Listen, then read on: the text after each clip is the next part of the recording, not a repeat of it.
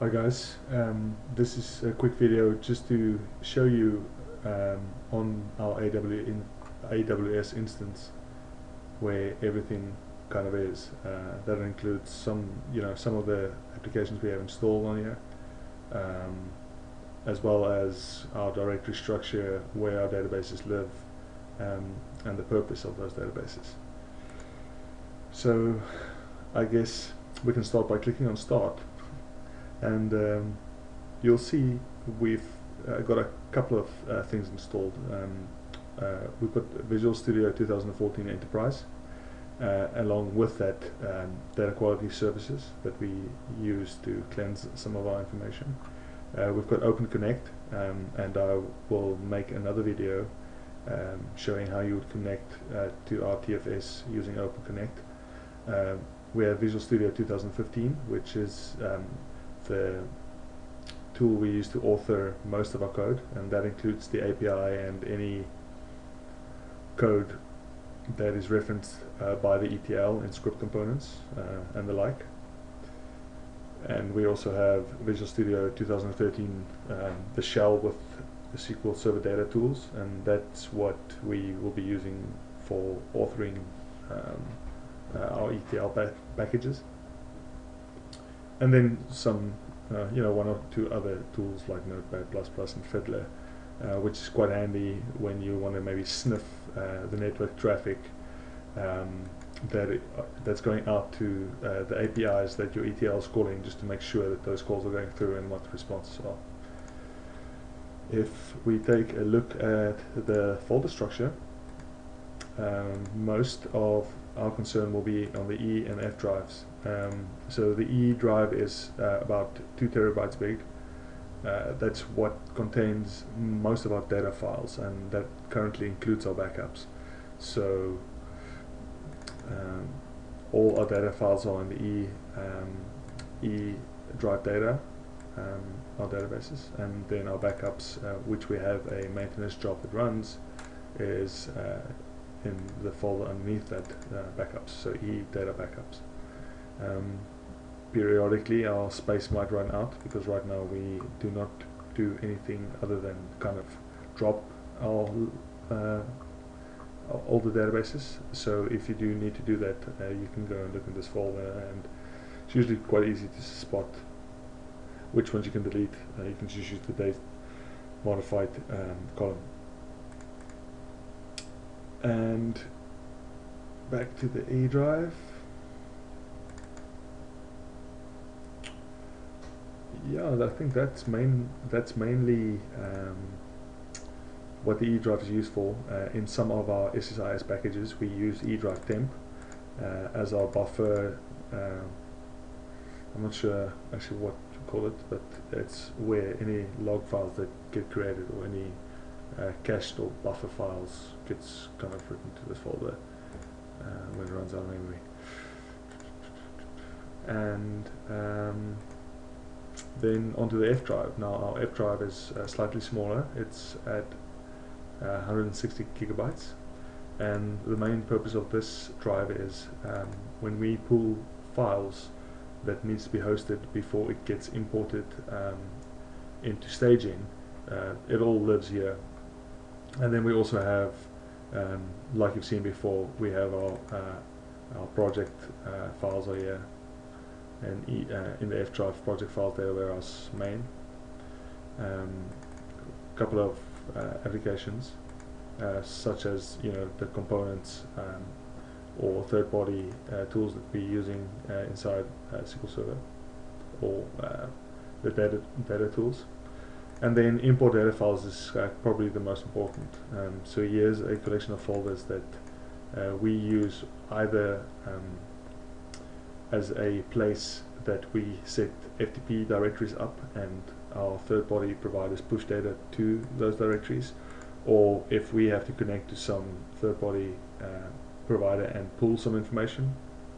So a good example of pulling the information is DMS in our Dealer Vault process.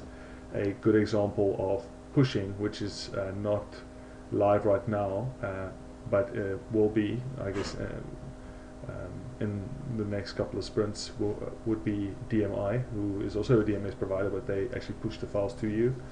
And actually, Force Marketing is currently pushing manifest files towards us. So the files that live here, and then above and beyond that, there are some scenarios where we drop files there manually, like with Experian, where there is no automated process, for instance, to get registration details. So up to this point, Cornelius has gone in and just dropped those files there, and our ETL will obviously go and pick that up. So some of the important ones that everything I'm mentioning now with these folders, it's all documented. So if you're not catching exactly what I'm saying, just go refer to the document. There's a whole section on this. The ones you would probably be looking at the most would be the DMS folder, which is where we sync our files with Dealer Vault with, and I also have that whole process documented, so take a look at that. Yeah.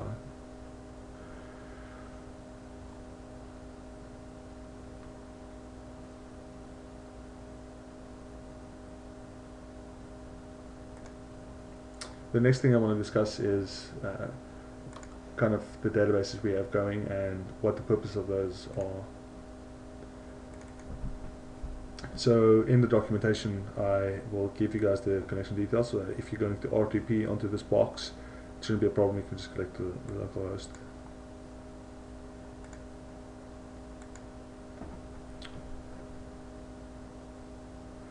So you'll see a couple of databases here, and some of these might get removed over the course of the next couple of days.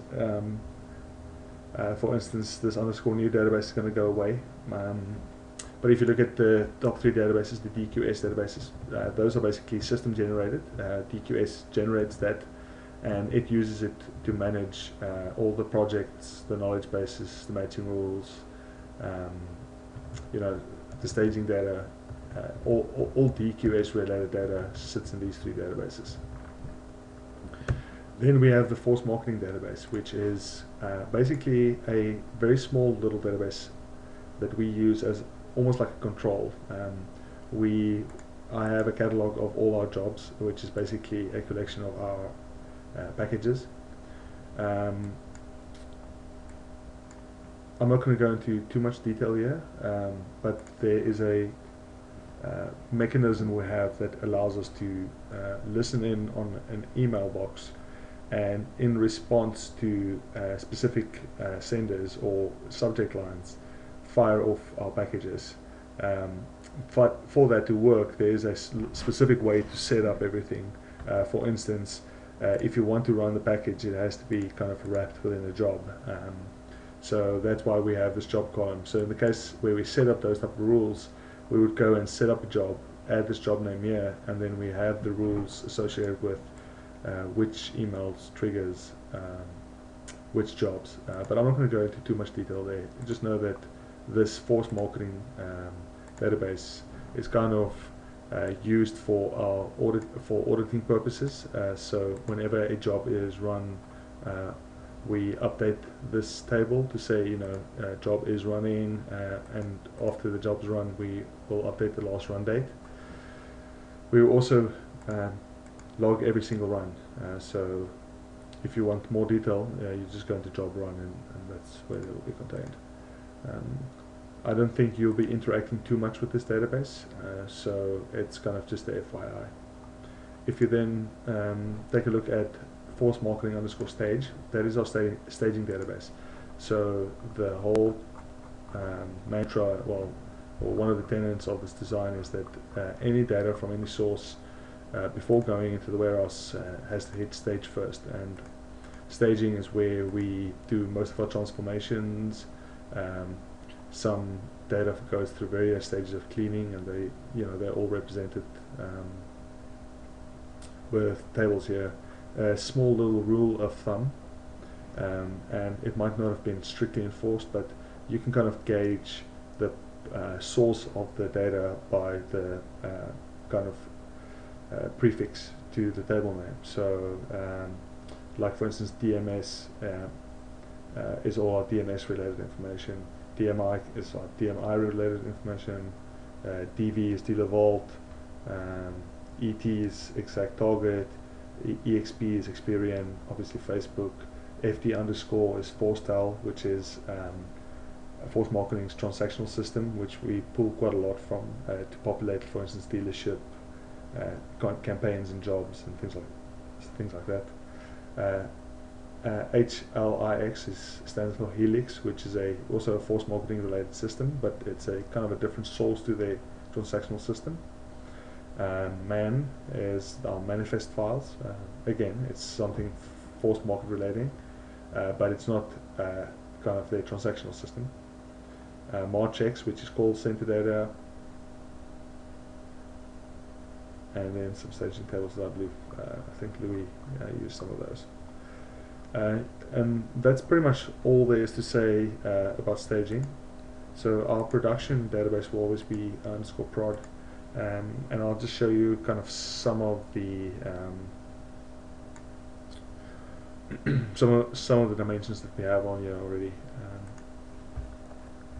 So there is hierarchy related information inside of the Forestel. So you could have a scenario where you have a franchise at the top level, at the child level underneath that you might have a group, and then underneath that group might have a bunch of dealerships, and then each one of those dealerships might be managed by any number of agencies. So it's like a hierarchical structure, and the way we track that is through this dealer organization map bridge, and the ETL kind of shows how we load all this stuff. It's the code is contained within the store procedure, but I think I will save the discussion about the purpose of each one of these tables maybe for a different video, or most of these things are quite self-explanatory and quite well illustrated through the documentation. So just know that our prod database is going to always be a production database. You guys will be loading new data towards the prod. The idea is then that QA is where the API guys do most of their development on, at least initially. So the onus will be on them to merge any changes from QA to prod, and when that is done, QA will then be replaced with a fresh copy of prod. And I think that's about it. SSI SDB is obviously the database that gets created that will manage where our packages live, and a reporting service is system databases created by a report server. Yeah, so for any more details about kind of the processes that we use to populate the facts and dimensions on the warehouse, for that you can refer to the documentation.